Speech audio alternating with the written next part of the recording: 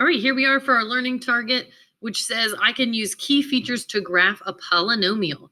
This is section 2-3 from the book if you need any extra resources.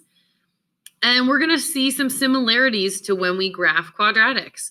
We're first going to find end behavior. What is your graph doing to the far left and to the far right? Just like we said for a parabola, whether it opened up or down. We're still going to find the x-intercepts.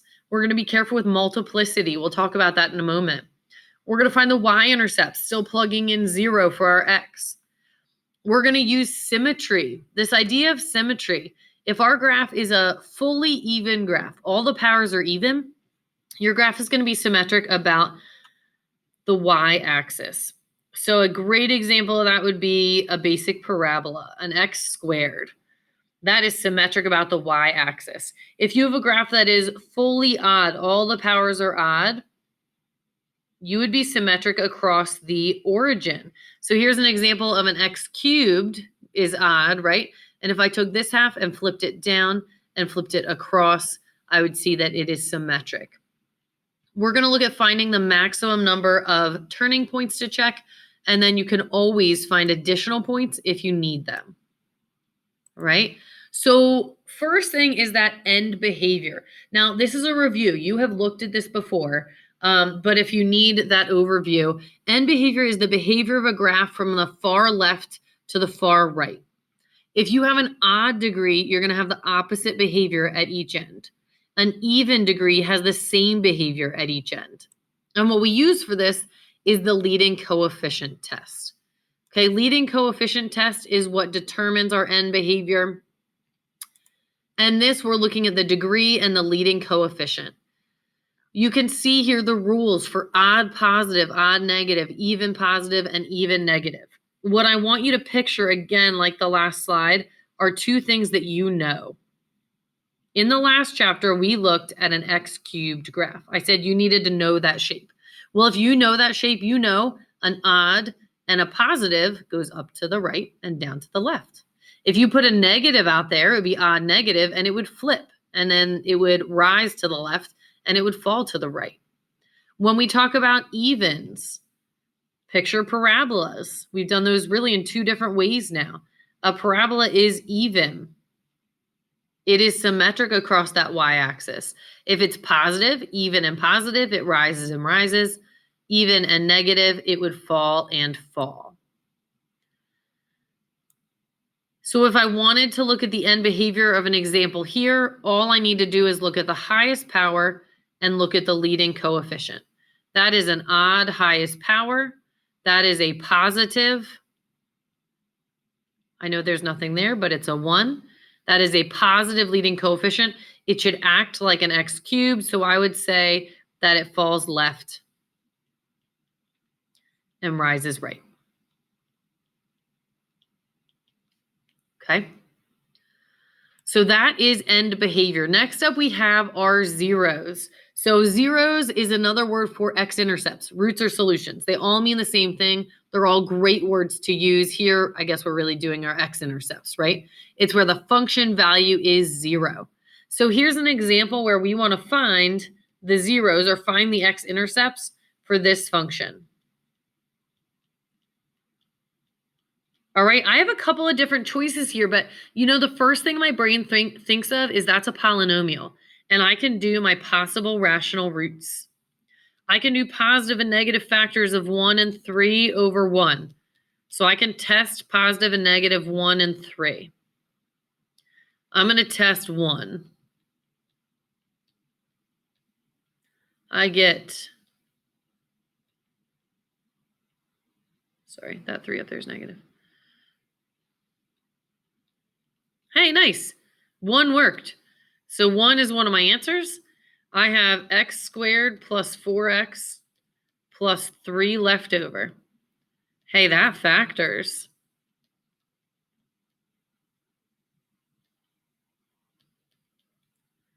So I also get x equals negative 3 and negative 1. I have 3 answers there. Your number of answers, if you put the real and the imaginary together, should match your degree power. Now, if your first thought was, hey, wait a second, this factors, Yeah, it does. That factors by grouping. But I want you to know that you can solve these either way, whether you have to use factoring, whether you have to use the rational root theorem. You can solve them either way. So use the tool that you need to get the same result. So I would still get my x equals 1, -1, and -3, either way that I went.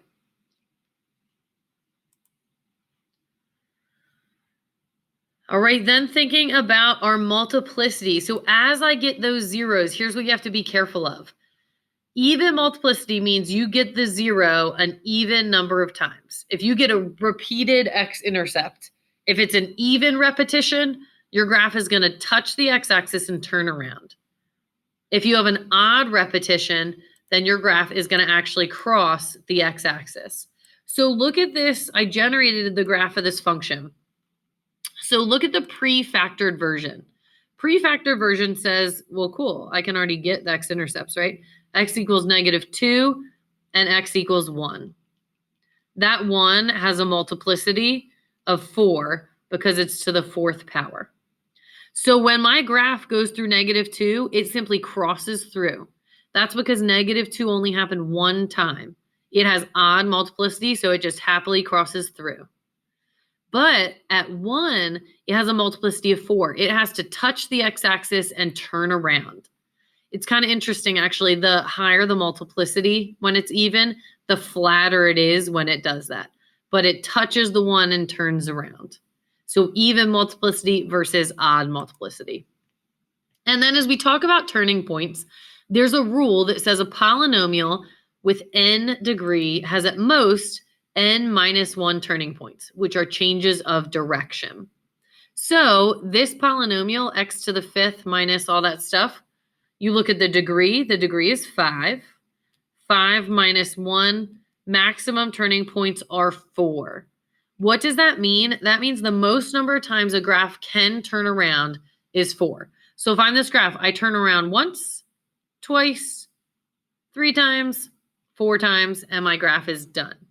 It's not guaranteed to turn around that exact number of times, but it's a maximum. So I would know if I did this graph and I got a little squirrely, I got too excited about connecting the dots and it got too squiggly, I could check. All right, so let's put this together on a graph. Let's go ahead and work through this graph together.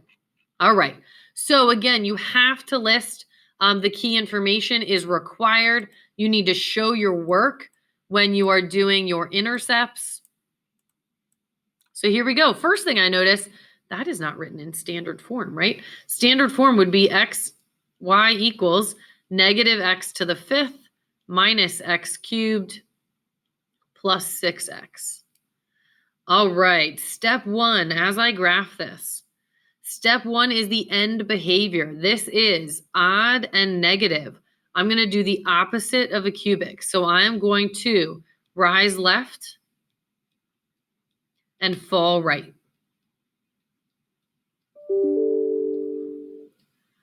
Step 2, I need to find my x-intercepts.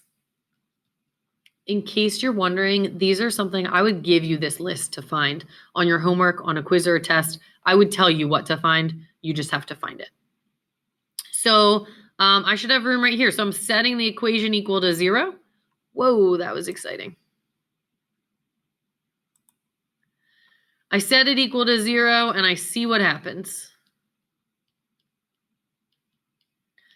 First thing I notice, I can factor out an x.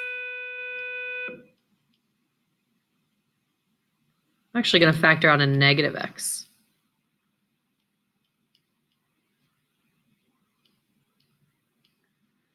Okay, how can I factor that further? I can do an x squared plus 3 and an x squared minus 2. I get x equals 0. There's one of my answers from this one. I set x squared plus 3 equal to 0.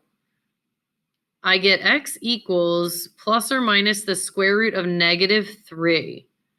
That is not possible on a graph. So that might be a solution, but that is not an x-intercept because that's an imaginary answer. So I'm going to cross that one off.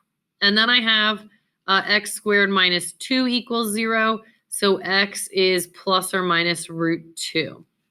So this has a degree of 5. It does have 5 solutions, but only 3 of them are actually x-intercepts. So I'm going to list 0, 0, root 2, 0, and negative root 2, 0 as my x-intercepts. All right.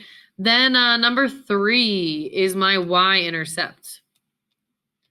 Y-intercept, I plug in 0 for my x's, I get 0. 0, 0.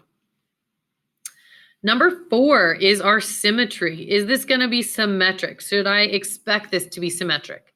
My powers are 5, 3, and 1. Those are all odd, so it is symmetric. It's symmetric about the origin. So I should see that nice symmetry. And then last step are my maximum turns. My max turns, highest power, which is 5, minus 1 gives me 4, maximum number of times it can turn.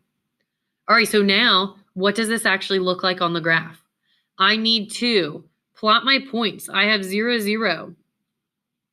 Square root of 2 is like 1.7. So I'm going to go 1.7 and negative 1.7. Again, you're estimating, and that's okay. All right, so there are my points. I know this rises to the left, so I'm going to put an arrow up to the left and down to the right. And then I'm going to connect. Now think about the multiplicity of my zeros, my x-intercepts. I got each of these answers once. The plus and the minus gives me 2 different answers. It doesn't give me multiplicity. It gave me 2 different answers. So odd multiplicity, it needs to pass through. So I'm going to start here and I'm going to play connect the dots. I'm going to start going. I'm going to pass through, pass through, pass through. And that's my graph. Now, if I'm doing this, paper and pencil, I would try to make that look prettier and a little more symmetric, but that's what I can get with a screen and probably what you could get. So that is okay. All right, here our domain, negative infinity to infinity. And our range is also negative infinity to infinity. Okay, so that is finding our key information, how much more I know about that graph now, showing my work for those x-intercept. That's the only one that actually takes some work. So make sure you're solving there. That's solving the equation and then doing your best with the graph. Remember, once you start connecting, think about what does it have to do? I had to pass through the first x-intercept and then I had to turn around. Do I know how far this is? No, I don't. Could you plug in -1 here and get, a nicer point? You could, but you don't have to. Okay, you are estimating how far it goes. All right, I would love for you to try this one on your own. Now, if this is getting long and you need to hop to the homework, that's okay. But if you're up for trying another one, go ahead and try this out. So write it down, see if you can find your 5 steps, and then pause the video and come back and check.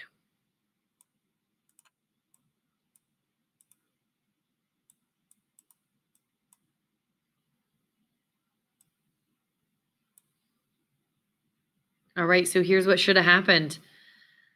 You have fall left, rise right. Your x-intercept, this factored by grouping, you got -1, 2, and -2.